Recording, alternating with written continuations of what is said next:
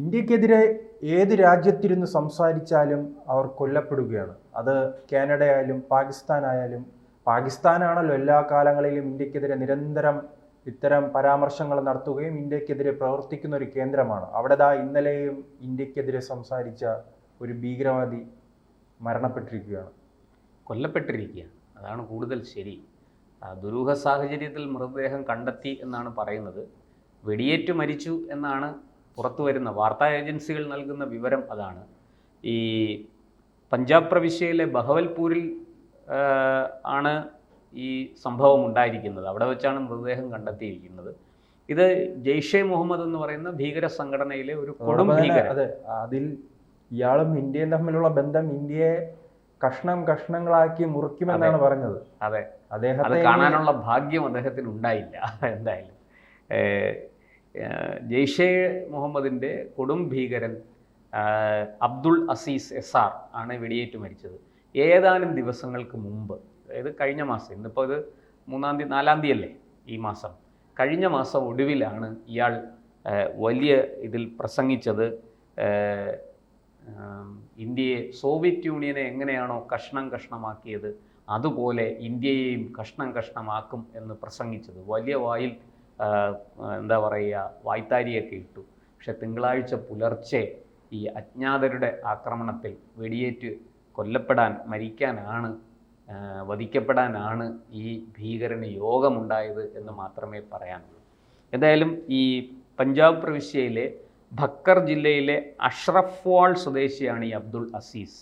ഇയാൾ അടിമുടി ഒരു ഭാരത വിരോധിയാണ്, ഇന്ത്യ വിരുദ്ധനാണ് ഇയാൾ. നാട് നീളെ നടന്ന് ഇന്ത്യക്കെതിരെ പ്രസംഗിക്കുക, ഇന്ത്യക്കെതിരെ യുദ്ധം ചെയ്യാൻ ഫണ്ട് കണ്ടെത്തുക, യുവാക്കളെ റിക്രൂട്ട് ചെയ്യുക, ഇന്ത്യ വിരോധം പറഞ്ഞ് റിക്രൂട്ട് ചെയ്യുക, ഇതാണ് ഇയാളുടെ പണി. അങ്ങനെ ഇയാൾ കഴിഞ്ഞ ദിവസം ഒരിടത്ത് പ്രസംഗിച്ചപ്പോഴാണ് പറഞ്ഞത് ഇന്ത്യയെ 100 കഷ്ണങ്ങളായിട്ട് വിഭജിക്കും എന്ന് ഭീഷണി മുഴക്കിയത്. ഈ ഭാരത വിരുദ്ധ റാലികൾ സംഘടിപ്പിക്കാനും അതിൽ പ്രസംഗിക്കാനും ഇയാൾക്ക് പ്രത്യേക താല്പര്യമുണ്ടായിരുന്നു എന്നാണ് ഈ വാർത്താ ഏജൻസികൾ പറയുന്നത്. അപ്പോൾ ഈ ഭാരതത്തെ ഏത് വിധേനയും, അത് സംഘടിതമായോ അസംഘടിതമായോ ഭാരതത്തെ ആക്രമിക്കുക, നിരന്തരം ഇന്ത്യക്കാരെ കൊല്ലുക, ഇന്ത്യക്കാരെല്ലാം കാഫറുകളാണ് അതുകൊണ്ട് കൊല്ലുക എന്നൊക്കെയാണ് ഇയാൾ പറയുന്നത്. ഈ ജെയ്ഷെ മുഹമ്മദ് എന്ന് പറയുന്ന ലഷ്കർ ഇ തോയ്ബയുടെ മറ്റൊരു പതിപ്പായ ജെയ്ഷെ മുഹമ്മദിലേക്ക് ഭീകരരെ റിക്രൂട്ട് ചെയ്യാനും ഇയാൾക്ക് വലിയ സാമർഥ്യമുണ്ടായിരുന്നു എന്ന് പറയുന്നു. ഇതിനകത്ത് മറ്റൊരു രസകരമായ കാര്യം, ഇയാളുടെ മരണം ഇതുവരെ പാക് സർക്കാർ അംഗീകരിച്ചിട്ടില്ല. കൊല്ലപ്പെട്ടത് ഈ അബ്ദുൾ അസീസ് എസാർ ആണെന്നുള്ള കാര്യം പാക് സർക്കാർ മിണ്ടുന്നില്ല. ഒരാൾ മരിച്ചു എന്നേ ഉള്ളൂ. എന്തായാലും ഈ പറഞ്ഞതുപോലെ അജ്ഞാതരുടെ വെടിയേറ്റാണ് മരിച്ചത് എന്ന് പറയുന്നുണ്ടെങ്കിലും ഇയാളുടെ സഹായിയാണ് ഈ മൃതദേഹം കണ്ടെത്തിയത്. അപ്പോൾ ഈ സഹായിയെ ചുറ്റിപ്പറ്റി അന്വേഷണം പുരോഗമിക്കുകയാണ്. കാരണം ഇയാൾ ഉണ്ടായിരുന്ന സ്ഥലത്ത് എന്തെങ്കിലും ആക്രമണം നടന്നതായിട്ടോ ആരെങ്കിലും വന്ന് ഇയാളെ കൊലപ്പെടുത്തുന്നത് മറ്റാരെങ്കിലും കാണുകയോ ഒന്നും ചെയ്തിട്ടില്ല. അതിൻ്റെ തെളിവുകളൊന്നും ലഭിച്ചിട്ടില്ല. അപ്പോൾ ഈ സഹായിയെ കൂടുതൽ ചോദ്യം ചെയ്താൽ മാത്രമേ ഇത് അറിയാൻ പറ്റുള്ളൂ. ഇനി ഈ സഹായി തന്നെ ആശാനെ വകവരുത്തിയതാണോ എന്നും സംശയിക്കുന്നുണ്ട്. എന്തായാലും ഇത് സംബന്ധിച്ച് പോലീസ് അന്വേഷണം അവിടെ പുരോഗമിക്കുന്നുണ്ട്. ഇസ്ലാമാബാദിൽ നിന്ന് വാർത്താ ഏജൻസികൾ നൽകുന്ന റിപ്പോർട്ട് അനുസരിച്ചാണെങ്കിൽ പാക് സർക്കാർ അംഗീകരിച്ചില്ലെങ്കിൽ കൂടി വധിക്കപ്പെട്ടത് അബ്ദുൾ അസീസ് എസാർ ആണെന്ന് വാർത്താ ഏജൻസികൾ പറയുന്നു.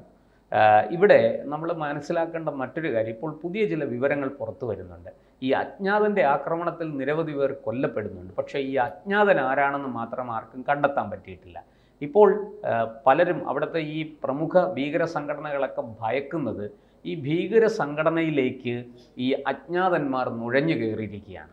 ഈ നുഴഞ്ഞു കയറിയ അജ്ഞാതന്മാർ ഈ ഭീകര സംഘടനയിൽ പ്രവർത്തിക്കുന്നവരെ തന്നെ പറഞ്ഞു തിരിക്കുന്നു. അതായത് ഇവർ ആരെയാണോ ടാർഗറ്റ് കൊല്ലാനായിട്ട് വധിക്കാനായിട്ട് ടാർഗറ്റ് ചെയ്യുന്നത് ആ ആളിനെതിരെ ഈ ഭീകര സംഘടനയിൽ പ്രവർത്തിക്കുന്ന ആൾക്കാരെ തിരിക്കുന്നു.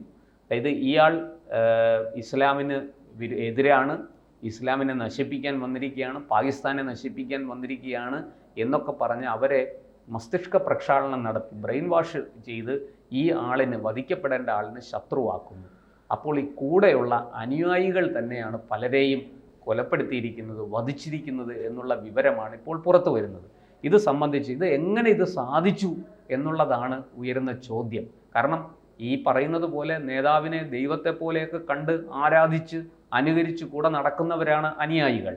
പക്ഷെ ആ അനുയായികൾ തന്നെ ഒരു സുപ്രഭാതത്തിൽ ഈ നേതാവിനെതിരെ, ഈ കൊടും ഭീകരനെതിരെ തിരിയുകയും അയാളെ വധിക്കുകയും ചെയ്യുന്നു.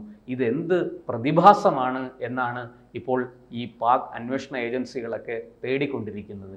എങ്ങനെ ഇതിനകത്ത് നുഴഞ്ഞു കയറിയ ആൾക്കാർക്ക് എങ്ങനെ ഇവരെ ബ്രെയിൻ വാഷ് ചെയ്ത് ഇവർക്കെതിരെ ഇതിൻ്റെ ഈ പ്രമുഖ നേതാക്കൾക്കെതിരെ തിരിക്കാൻ കഴിയുന്നു എന്ന ചോദ്യമാണ് ഇപ്പോൾ ഉയരുന്നത്. എന്തായാലും ഒരു കാര്യം സത്യമാണ്, ഈ പാകിസ്ഥാനിലെമ്പാടും അതുപോലെ തന്നെ കാനഡയിലും ഈ ഖാലിസ്ഥാൻവാദികളുടെ ഇന്ത്യ വിരുദ്ധ പ്രക്ഷോഭം പ്രവർത്തനങ്ങൾ ഒക്കെ ശക്തമാണ്. ഈ ഖാലിസ്ഥാൻ ഒരർത്ഥത്തിൽ പറഞ്ഞാൽ പാകിസ്ഥാൻ്റെ ഭാഗമായിട്ട് തന്നെ നിൽക്കുന്ന ഒരു ഭീകര സംഘടനയാണ്, ഒരു ഭീകര പ്രവർത്തനം തന്നെയാണ് അവരുടെ തൊഴിൽ. അവർക്ക് ആളും അർത്ഥവും കൊടുക്കുന്നതും അവർക്ക് വേണ്ട ആയുധങ്ങൾ കൊടുക്കുന്നതും പരിശീലിപ്പിക്കുന്നതും ഒക്കെ പാകിസ്ഥാനാണെന്നുള്ളത് പച്ചയായ യാഥാർത്ഥ്യമാണ്, പകൽ പോലെ സത്യമാണ്. അപ്പോൾ ഈ ഖാലിസ്ഥാനികളും ഇത്തരത്തിൽ കാനഡയിലൊക്കെ ഒളിച്ചു താമസിച്ച് ഇന്ത്യ വിരുദ്ധ പ്രവർത്തനങ്ങളിൽ ഏർപ്പെടുന്ന ഈ ഖാലിസ്ഥാനികളെയും ഇതുപോലെ അജ്ഞാതൻ വധിക്കുകയാണ്. നിരവധി പേർ ഇതിനകം കൊല്ലപ്പെട്ട് കഴിഞ്ഞു. ഇപ്പോൾ പന്നൂനെ പോലെയുള്ളവർ വലിയ വായിൽ നിലവിളിക്കുന്നു, ഇന്ത്യ എന്നെയും കൊല്ലും, എന്നെ കൊല്ലാൻ ആളെ വിട്ടിരിക്കുകയാണ് എന്നൊക്കെ പറഞ്ഞ് പന്നൂൻ നിലവിളിക്കുന്നുണ്ട്. ഇതിനിടയ്ക്ക് ഈ പാകിസ്ഥാനിലെ കൊടും ഭീകരനായ ഹാഫിസ് സയ്യിദ് ഈ പറഞ്ഞതുപോലെ ഇന്ത്യ വിരോധം ശ്വസിക്കുന്ന ശ്വാസത്തിൽ പോലും ഇന്ത്യ വിരോധമാണ് അയാൾക്കുള്ളത്. അയാളുടെ ഊർജം എന്ന് പറയുന്നത് ഇന്ത്യ വിരുദ്ധതയാണ്. അങ്ങനെയുള്ള ഹാഫിസ് സയ്യിദിൻ്റെ ഉറ്റ അനുയായി അബൂ സലീം എന്നൊക്കെ പേരുള്ള ആൾ കൊല്ലപ്പെട്ടു. ആ സമയത്ത് ഹാഫിസ് സയ്യിദിനും ഉദരത്തിൽ വെടിയേറ്റു എന്നാണ് കേൾക്കുന്നത്. എന്തായാലും ഈ പറയുന്നത് പോലെ ഹാഫിസ് സയ്യിദ് തൊട്ട് ഇങ്ങോട്ട് ഏറ്റവും ഇന്നലെ ഇതിലേക്ക് ഏറ്റവും ഒടുവിൽ റിക്രൂട്ട് ചെയ്യപ്പെട്ട ഒരു ഭീകരന് പോലും ഈ പറയുന്നത് പോലെ എന്താ പറയേണ്ടത്, ജീവന് ഭീഷണി ഉണ്ട്, മരണഭയം പിടികൂടിയിരിക്കുകയാണ്. അവരൊക്കെ വലിയ അന്താളിപ്പിലാണ്. കാരണം ഇതെന്താ സംഭവിക്കുന്നതെന്ന് പോലും മനസ്സിലാകുന്നില്ല. കണ്ണടച്ച് തുറക്കുന്നതിന് മുമ്പേ വെടിയുണ്ടകൾ പാഞ്ഞു വരുന്നു, ആള് ഹൂറികളുടെ അടുത്ത് എത്തുന്നു. അതാണ് അവസ്ഥ. നേരെ സ്വർഗത്തിലേക്കാണ് പറഞ്ഞയക്കുന്നത്. സ്വർഗത്തിലേക്കാണോ നരകത്തിലേക്കാണോ എന്ന് നമുക്കറിയില്ല. പക്ഷേ സങ്കല്പം അനുസരിച്ച് സ്വർഗത്തിലേക്ക് പറഞ്ഞു വിടുകയാണ്. അങ്ങനെയുള്ളൊരു സാഹചര്യമാണ് ഇപ്പോൾ പാകിസ്ഥാനിൽ നിലനിൽക്കുന്നത്. എന്തായാലും ഈ പറയുന്നത് പോലെ മറ്റൊരു കൊടും ഭീകരൻ കൂടെ വധിക്കപ്പെട്ടിരിക്കുന്നു. ഇന്ത്യക്ക് ആശ്വസിക്കാം, ഇന്ത്യയുടെ ശത്രുക്കൾ ഒന്നൊന്നായിട്ട് തീരുകയാണ്. ഇപ്പോൾ വലിയ തോതിൽ പ്രചാരം നടക്കുന്നുണ്ട്. ഇന്ത്യയുടെ രഹസ്യാന്വേഷണ വിഭാഗമാണ് ഇതിൻ്റെ പുറകിൽ, ചാരസംഘടനയായ റോയാണ് ഇതിൻ്റെ പുറകിൽ എന്നൊക്കെയുള്ള വലിയ അത്തരത്തിലുള്ള പ്രചാരണങ്ങളൊക്കെ നടക്കുന്നുണ്ട്. പക്ഷെ അതിനൊന്നും തെളിവുകളില്ല.